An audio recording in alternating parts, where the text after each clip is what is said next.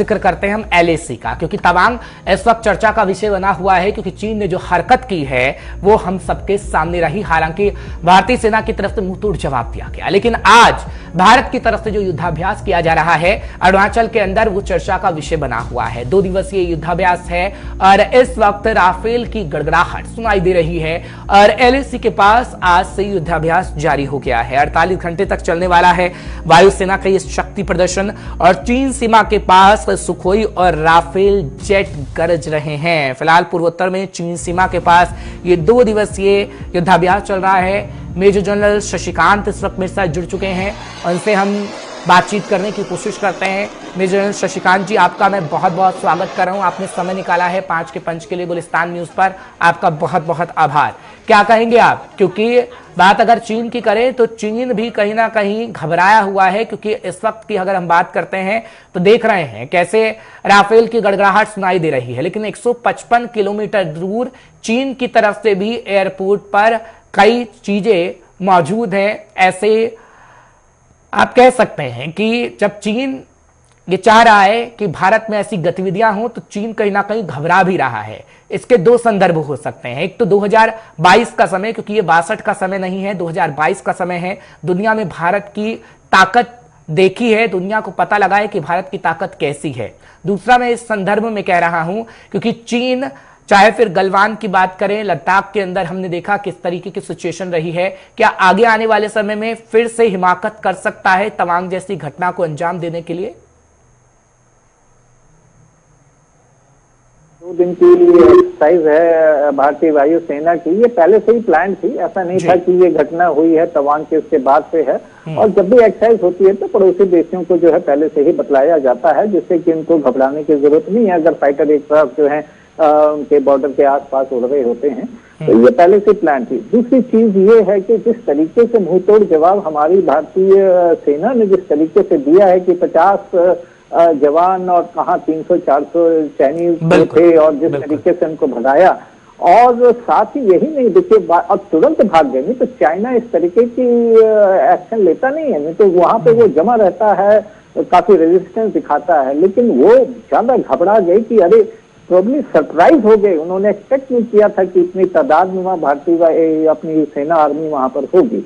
और उसी के साथ ही उन्होंने पहले से ही ड्रोन्स वगैरह अपने सर्वेलेंस कर रहे थे, तो हमारे जेट्स जो हैं, फाइटर जेट्स जो हैं, उनके स्क्रैम्बल भी हुए हैं। उसी के ध्यान में रखते हुए 15-16 तारीख को 2 दिन हमारे जो 2 फ्रंट लाइन एयरक्राफ्ट हैं, सुखोई 30 और राफेल, जो कि भी लेटेस्ट जनरेशन का एयरक्राफ्ट है, मल्टी रोल दोनों एयरक्राफ्ट हैं, इनकी जो है ये उड़ान हुई है और ये एक्सरसाइज के तौर पर है।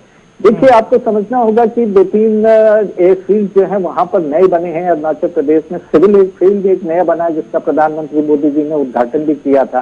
तो यहाँ पे इस ऑल्टीट्यूड में किस तरीके से ऑपरेट करना है, किस तरीके से डोमिनेट करना है चाइना को, किस तरीके से फायरिंग करनी है, कहाँ से आना है, कहाँ से जाना है, ये सारा जो है युद्ध अभ्यास के द्वारा जो है ये प्रैक्टिस किया जाता है। लेकिन ठीक है, आप ही कह रहे हैं रूटीन वाइज है, लेकिन अगर मैं चीन की बात करता हूं तो जो सैटेलाइट इमेज हमने देखी है उसके आधार पर ये लग रहा है कि अरुणाचल प्रदेश की जो सीमा 155 किलोमीटर के आसपास उसने जो दायरा बढ़ाया है, गांव को बसाया है, क्या ऑब्जर्वेशन के लिए है कि क्या इंडियन आर्मी करती है वो ऑब्जर्वेशन किया जा सके? क्योंकि बॉर्डर एरिया पर जिस तरीके से चीन ने गांव बसाए हैं उससे तो यही लग रहा है कि ऑब्जर्व वो इंडियन आर्मी को कर रहा है। देखिए, चाइना ने गांव बसाए हैं, गांव उनका एम तो ये है कि बेसिकली तिब्बत कल्चर को बढ़ाना। दूसरा, साथ ही जिस तरीके के गांव बनाए हैं कि उनकी सेना PLA जो है उसको इस्तेमाल कर सके जब भी उनको बिल्डअप करना है, जब भी उनको आने वाले समय में अगर युद्ध करना है तो। और साथ में उनकी एयरफील्ड का भी हमने सैटेलाइट फोटो के द्वारा पता चला है, वहां पर भी बिल्डअप उन्होंने किया है, उनके एयरक्राफ्ट भी हैं, उनके UAVs भी आके वहां पर पोजीशन है। तो एक काफी बड़ी तादाद में चाइना का भी जो है बिल्डअप हुआ है, उसी के ध्यान में रखते हुए ये एक्सरसाइज भी की जा रही है और ये एक मैसेज जाएगा। देखिए, ये कोई ऐसी वैसी एक्सरसाइज नहीं है, एक बहुत बड़ा मैसेज जाएगा इस समय चाइना के लिए कि ये 62 वाला भारत नहीं है, अब ये 2022 वाला भारत है, जहां डिसीजन लेने की ताकत है, जहां हमारी सारी आर्मी, नेवी, एयरफोर्स जो है काफी एडवांस हो चुकी हैं, काफी तरक्की किया है और हम जो है मुंहतोड़ जवाब दे सकते हैं चाइना को, बल्कि उनको हम हरा भी सकते हैं, इसमें इतनी ताकत हम लोग सकते हैं। ठीक है, आप तो डिफेंस एक्सपर्ट हैं सर। मैं अगर एयरफोर्स की बात करूं तो वायुसेना हमारी हमेशा से सक्षम रही है। 1962 में हो, 1967 में हो या 71 की बात, अलग अलग जब मैं बात करता हूं, क्योंकि आप रक्षा विशेषज्ञ अच्छे से जानते होंगे, 62 में तो मेरा जन्म भी नहीं हुआ था, लेकिन जब हम पढ़ते हैं तो कहीं ना कहीं लगता है, आर्टिकल पढ़ते हैं, अमेरिका के आर्टिकल हो या कई देशों के आर्टिकल हो, वो भी लोहा मानती है भारतीय वायुसेना का, कि भारतीय वायुसेना इतनी सक्षम है कि वो दुश्मन देश, कोई भी पावरफुल देश हो, उसे मुंहतोड़ जवाब दे सकती है। लेकिन इस वक्त हमें हर फ्रंट के लिए तैयार रहना है, क्योंकि एक तरफ पाकिस्तान है, एक तरफ चीन है, और हमने देखा जब गलवान का इंसिडेंट हुआ तो चीन ने किस तरीके से छोटे छोटे देशों को भी बरगलाने की शुरुआत कर दी है, नेपाल, भूटान, जो हमारे बॉर्डर पर लगते हैं। ऐसी जो रणनीति चीन की तरफ से बनाई जाती है, उसकी काट निकालने की क्या हमें आगे आने वाले समय में जरूरत है कि हम ऐसी रणनीति बनाएं? देखिए, हमें आने वाले समय में अभी हमारी काफी एडवांस इंफ्रास्ट्रक्चर भी काफी एडवांस हो चुका है। अभी इसी पर ही हमें और तेजी से काम करना होगा, जिससे कि हमारी जब भी सेना को मूव करना है बॉर्डर के पास, चाइना के पास, तो हमें उतने जल्द से जल्द वहां पर हम पहुंच सकें। ऐसे ही पाकिस्तान के साइड में हमारी इंफ्रास्ट्रक्चर ऑलरेडी डेवलप्ड है, वहां पे चिंता करने की जरूरत नहीं है, चिंता हमें करनी है चाइना की। और यही नहीं कि सिर्फ चाइनीज बॉर्डर ही हमें देखना है, हमें जो अमेरिका ने देखिए क्वाड भी बनाया है, वहां से भी प्रेशर है। और इस बार ये पहली बार हुआ है कि जब ये स्टैंड अप हुआ है तो अमेरिका ने भी भारत का साथ दिया है, और उन्होंने बोला है कि नहीं, चाइना को पीछे हटना चाहिए, इस तरीके की बातें ठीक नहीं है, पीस मेंटेन होनी चाहिए बॉर्डर के ऊपर। और ये प्रेशर जो है चाइना को साउथ चाइना सी में, पैसिफिक ओशन में, इंडियन ओशन में, हर तरफ से जो है, जब क्वाड के जरिए और विश्व के यूनाइटेड नेशंस के सैंक्शंस के जरिए इस तरीके से जब प्रेशर लगेगा, तब चाइना की समझ में आएगा कि नहीं, ये चीज जो है ये ठीक नहीं है, हमें बॉर्डर के मसले जो हैं ये बातचीत के जरिए सुलझाने चाहिए, वनिस्पत इस तरीके की घटना करके। ठीक है, एक सवाल और मेरा आपसे रहेगा। जब मैं बात करता हूं सर चीनी सैनिकों की, क्योंकि चीनी सैनिक उस मौसम में टिक नहीं पाते जहां भारतीय सैनिक टिक जाते हैं, और वो एग्जाम्पल रहा है। अब मैं अगर बात करूं चीन के प्रोपोगेंडे की, तो ग्लोबल टाइम को आप देख लीजिए, कितना प्रोपोगेंडा फैलाया जाता है कि ये कर रहे हैं, वो कर रहे हैं, हमारी आर्मी ये कर रही है। लेकिन मौसम भी कितना महत्वपूर्ण रखता है अगर आगे आने वाले समय में कुछ भी होता है, क्योंकि जब युद्धों का हम जिक्र करते हैं तो उसमें मौसम भी काफी प्रभाव डालता है, जिसमें चीन के सैनिक टिक नहीं पाते हैं। नहीं, बिल्कुल सही कह रहे हैं आप। देखिए, अब भारतीय सेना जो है हर तरीके से बिल्कुल तैयार है, और हम लोग जो हैं हर तरीके से हमारी ट्रेनिंग है। देखिए, हम लोग सियाचिन में भी ऑपरेट करते हैं, जो कि दुनिया का सबसे बड़ा ऊंचा जो है युद्ध क्षेत्र माना जाता है।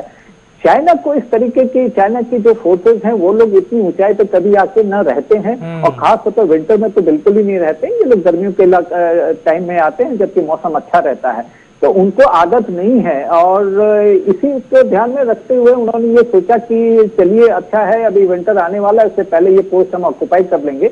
लेकिन इसको ऑक्युपाई करने के बजाय फिर वो क्या करते हैं कि ये तिब्बतन वहाँ के जो लोकल हैं, जिनको की आदत है मौसम को इस तरीके के मौसम में रहने की, वो वहाँ पे उनको जो है वहाँ पे पोजीशन करते हैं। चाइना को इस तरीके की प्रैक्टिस नहीं है। लेकिन अब मैंने देखा है कि जब से ये गलवान हुआ है और ये वहां पर पैंगनसू में भी ये चीज हुई थी, उसके बाद उनके ट्रुप जो है वहां पर आके प्रॉपर रहे थे।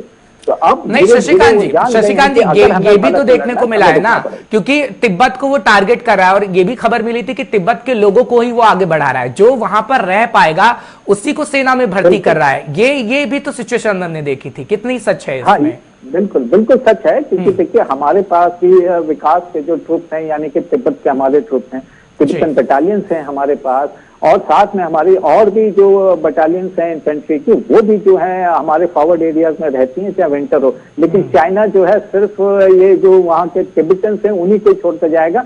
यानी कि जो एक्चुअल फौज है उनकी आदत नहीं है वहां पर रहने की, उनको प्रैक्टिस नहीं है, उनको मालूम नहीं है कि यहाँ पे इस ऊंचाई पर रहने में किस तरीके की फिजिकल प्रॉब्लम्स होती हैं, किस तरीके से लड़ना है, यहाँ पे उनको इस चीज की आदत नहीं है।